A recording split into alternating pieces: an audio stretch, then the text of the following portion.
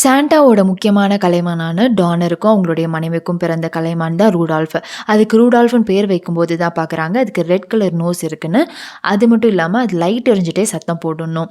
Rudolf மட்டும் வித்தியாசமாக இருக்கிறத பார்த்து அவங்க அப்பா அம்மா ரொம்ப அதிர்ச்சியில் இருக்காங்க. ரூடால்ஃப் வித்தியாசமாக இருக்கனால யாரும் அதை ஒதுக்கிடக்கூடாதுன்னு டானர் ரூடால்ஃபோட அப்பா நோஸில் மட் தடவி அனுப்பி வச்சுட்றாரு. வசந்த காலத்தில் தான் எல்லா புது கலைமானுக்கும் பறக்க பயிற்சி கொடுத்தாங்க. பயிற்சி எடுத்துகிட்டு சாண்டாவோட சேர்ந்து பறக்கிறதுக்காக ரூடால்ஃப் கிளாரிஸ்ன்ற கலைமான் அங்கே தான் சந்திக்குது. கிளாரிஸ் ரூடால்ஃபை பார்த்து அழகாக இருக்குன்னு சொல்ல அதை கேட்ட சந்தோஷத்தில் மட்டை எடுத்துடுது. அப்போ ரூடால்ஃபை பார்த்து மற்ற கலைமான் எல்லாம் கிண்டல் பண்ணாங்க. அது மட்டும் இல்லாமல் ரூடால்ஃபுக்கு பறக்க சொல்லி கொடுக்குற கோச்சும் ரூடால்ஃபை வித்தியாசமாக இருக்கிறனால அதை சாண்டாவோட கலைமானாக இருக்க தகுதியே இல்லைன்னு கிளாஸை விட்டு வெளியே அனுப்பிடுறாரு.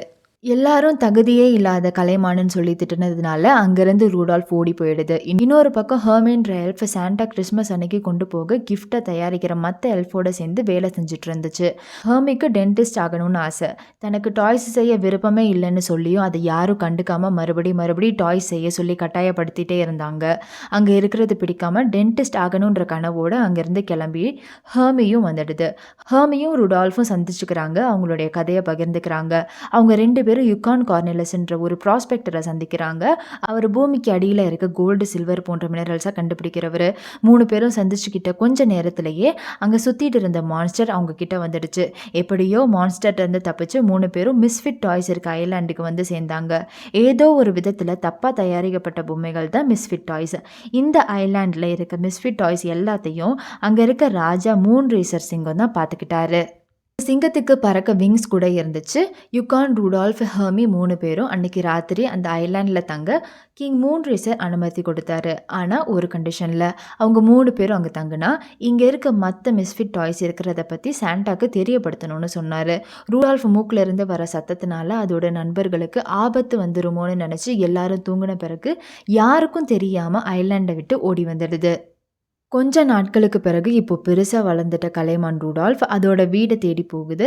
கிளாரிஸ், அவங்க அம்மா அப்பா யாருமே வீட்டில் இல்லை. அப்போ தான் சாண்டா அதை பார்த்து சொல்கிறாரு, உன்னை தேடி தான் உங்கள் அப்பா அம்மா ஃபாரஸ்ட்டுக்கு போயிருக்காங்கன்னு. அப்படி தேடிட்டு போகும்போது தான் அவங்க 3 பேரையும் மான்ஸ்டர் கேவுக்குள்ளே பிடிச்சி வச்சுருந்துச்சு. அவங்கள காப்பாற்ற போகும்போது ரூடால்ஃபும் மான்ஸ்டர் கிட்ட மாட்டிக்குது. தற்செயலாக அந்த வழியில் வந்த ஹெர்மியும் யுகானும் மான்ஸ்டர்கிட்ட பிடிப்பட்டு இருக்க இவங்க எல்லாரையும் காப்பாற்றிடுறாங்க. இங்கேருந்து வீட்டுக்கு போகும்போது ரூடால்ஃப், டானர், ஹெர்மி, கிளாரிஸ் எல்லார்ட்டையும் மன்னிப்பு கேட்குது. ஏன்னா அவங்கள்ட்ட சொல்லாமல் விட்டுட்டு போனதுக்காக. யுகான் அந்த மான்ஸ்டரை ட்ரெயின் பண்ணி எல்ஃபோட சேர்ந்து கிறிஸ்மஸ் ட்ரீ ரெடி பண்ணுறதுக்கு உதவி செய்ய வைக்கிறாரு. ஹெர்மியையும் அதோட விருப்பம் போல் டென்டிஸ்ட் ஆகிறதுக்கு சப்போர்ட் பண்ணுறாங்க. கிறிஸ்மஸ் அன்னைக்கு பனி புயல் ஜாஸ்தியாக இருக்கனால வழி தெரியாமல் ஸ்லெட்ஜில் போக முடியாதுன்னு சாண்டா கிஃப்ட் கொடுக்கறத கேன்சல் பண்ணுறாரு.